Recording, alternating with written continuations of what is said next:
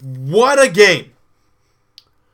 Raptors come away with the 114-110 victory over the Denver Nuggets and a much-needed win.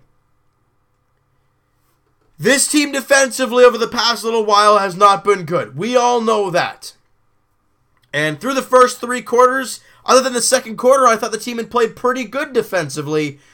The offense, again, it was very weird. When their offense was cooking, so was ours. And when our defense was cooking, so was theirs. Because first quarter, you hold them to only 23 points. That's terrific. But you only score 25 and you're up 2 after 1. You score 33 in the second quarter, you're on fire. But then you give up 35. And we're tied at the half. And you enter the third quarter, again, offense struggles. We only scored 24. They scored 27. And we're stuck 3 heading into the fourth.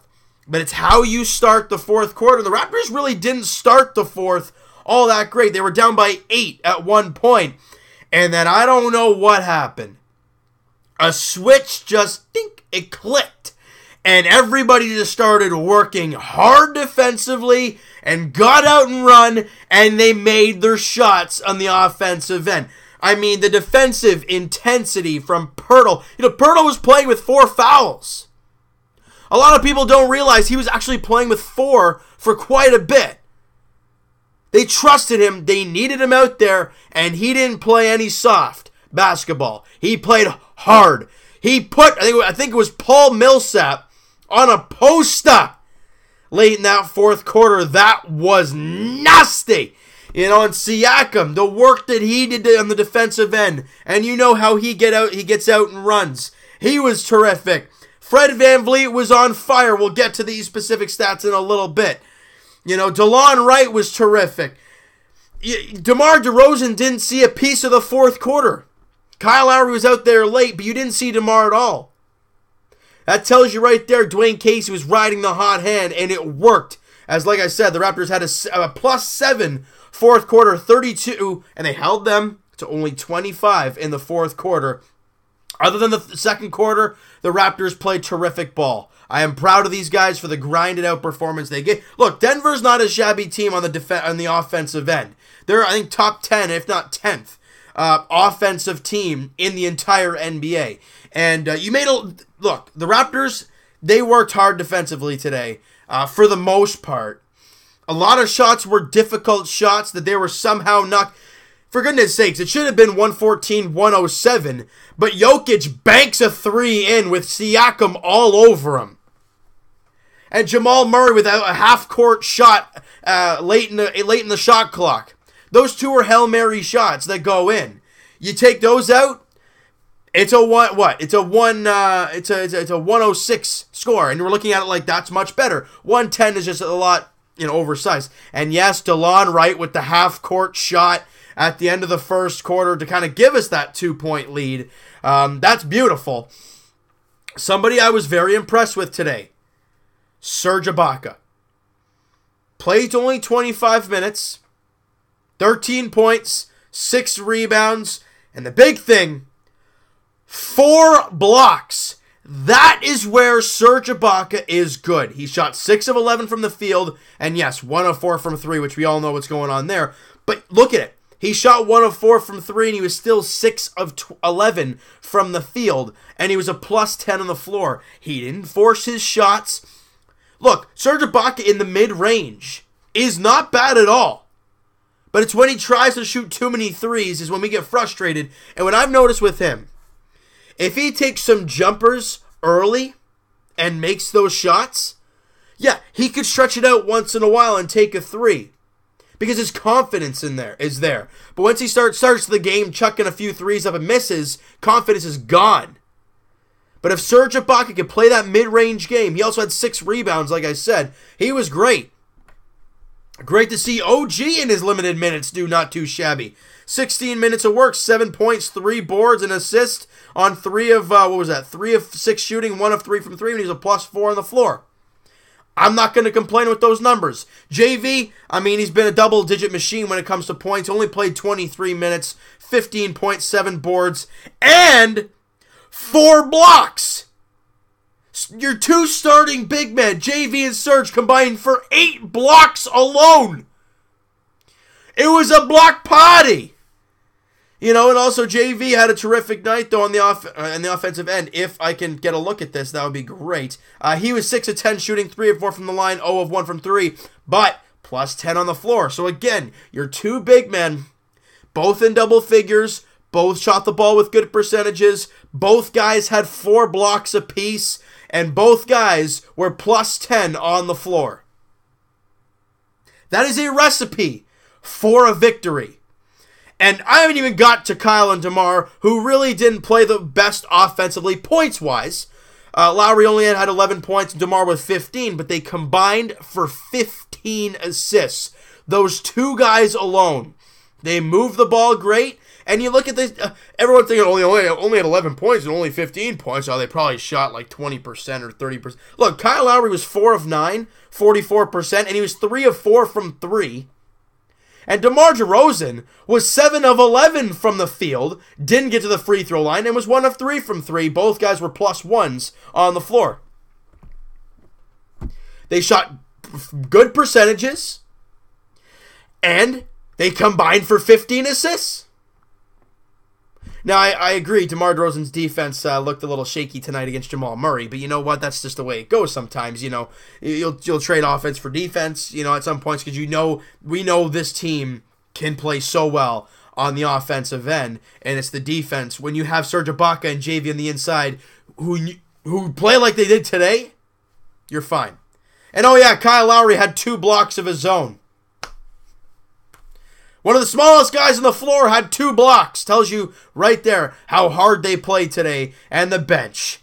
Oh, we talked about it. Evan and I talked about it in the podcast. How the bench, after the really, really bad game against the Clippers, and that really bad start to the fourth quarter, after the start of this fourth quarter was not great, they, like I said earlier, turned the switch, and they turned it on. Fred VanVleet ended the game with 15 points. Siakam with 12 and 5 assists. And Jakob Poeltl in only 18 minutes of work, 12 points, 8 rebounds. He was terrific. Let's go through real quick. DeLon Wright was 2 of 4, only had the 6 points, but he was 2 of 4 shooting. 2 of 2 from 3 as well. Miles had a tough night, 2 of 10 shooting, 1 of 6 from 3. But Siakam was 5 of 10. Fred VanVleet was 5 of 7. 3 of 4 from 3. Yes, they were both minuses on the floor, but the energy they brought late in the game put this Raptor team ahead. And I'm proud of these guys for the grind, the fight, because you knew you were going to get Denver's big punch because they're a team hunting in the playoffs. They're ninth, well, I don't know if they're still 9th seed or not.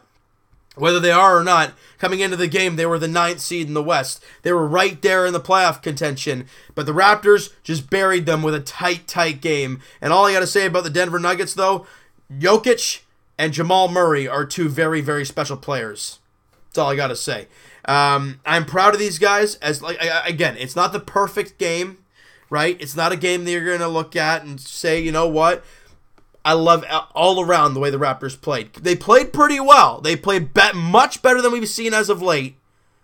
Still got to clean up a few things, and that is not giving up that. And kind of, when we get stops to get points ourselves, right? To get consistent stops, like you did in the fourth quarter, but throughout parts of the game as well, and limiting their big ones. But you know what, guys? Here we go. What do I mean by that? We've talked about it now for probably about a month. The big stretch for the Raptors is coming up. We're probably all going to have gray hair by the end of it, but that's the exciting part of this game. What do I mean by all that jazz? Well, the next game for the Raptors isn't until Saturday. Nothing Wednesday, Thursday, or Friday. But the Raptors head to Boston to take on the Celtics. It's a 7:30 tip-off there. That is game 1 of that stretch. Next game, Monday in Cleveland, 7 p.m. tip-off there. And then on a back-to-back, the Raptors come back home on the Wednesday, April 4th, 8 p.m. tip-off at the Air Canada Centre. Raptors, Celtics. Here we go, boys and girls, whoever's watching, ladies and gentlemen, all that good stuff. This next 3-game stretch is going to show not just us Raptor fans, but everybody else around the league what we're made of. And Raptors seem to rise to the occasion, rise to whatever team you face. But all you got to preach is defense, defense, defense. Because Boston's going to be a tough team to score against. So if you can defend with them, you might find a way to beat them. Obviously, injuries are a tough thing for them, so the Raptors might be able to pull away with that, but it doesn't really matter. And Cleveland, defense, defense, defense. You know why? Because they stink defensively. You know what you're going to get offensively, so play some defense. All right? So first up, Saturday, 7:30 tip-off at TD Garden as the Raptors take on the Boston Celtics. Oh boy, here we go, ladies and gentlemen. Here we go! All right, so you know what, guys? That is going to do it for this one. You guys enjoyed this video. You guys enjoyed this game. Smack that like button. I do appreciate that. Smack hit the subscribe button if you guys have not already. Comment down below what you guys think of this game. Who's your MVP in this one? Would you give it to Freddie? Would you give it to Pascal? Would you give it to Big Yak? Would you give it to Kyle or DeMar? Would you give it to Jay? Look, tons of people you can give it to here. I want to hear what you guys have to say. We'll talk to you guys Tuesday, next week, today. Podcast edition, we'll be breaking down, well, we'll be in the midst of that crazy 3-game stretch. We'll talk about that. We'll talk about the Leafs as they've, have just played Winnipeg, one of the best teams in the Western Conference. We'll talk to you guys then. And, our podcast edition, Jays, obviously Vladdy Jr., it couldn't have been any better tonight. Vladdy Jr. hitting the walk-off home run in Montreal, where his dad played a lot of his career, and it couldn't have been any better. What a moment for Vladdy Jr., and what a moment for Jays fans getting to look at the future of this team. But he's just making it that much harder to know that he's going to AA this year. But we got to know that it's the right thing. All right, so we'll talk to you guys Tuesday podcast edition with all that great stuff going on. We'll talk to you guys Monday. I'm so used to saying Monday Jays edition. We'll talk to you guys tomorrow Jays edition as we'll be doing the season preview as first pitch against the New York Yankees 3:37 on Thursday afternoon. We'll be talking to you guys Wednesday season preview. We'll talk to you guys Leafs edition tomorrow as they want to get back on the right track against the Florida Panthers at the Air Canada Center.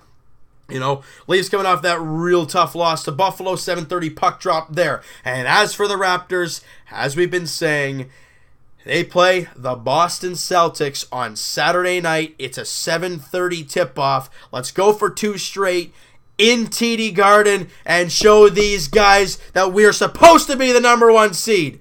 We'll talk to you guys then.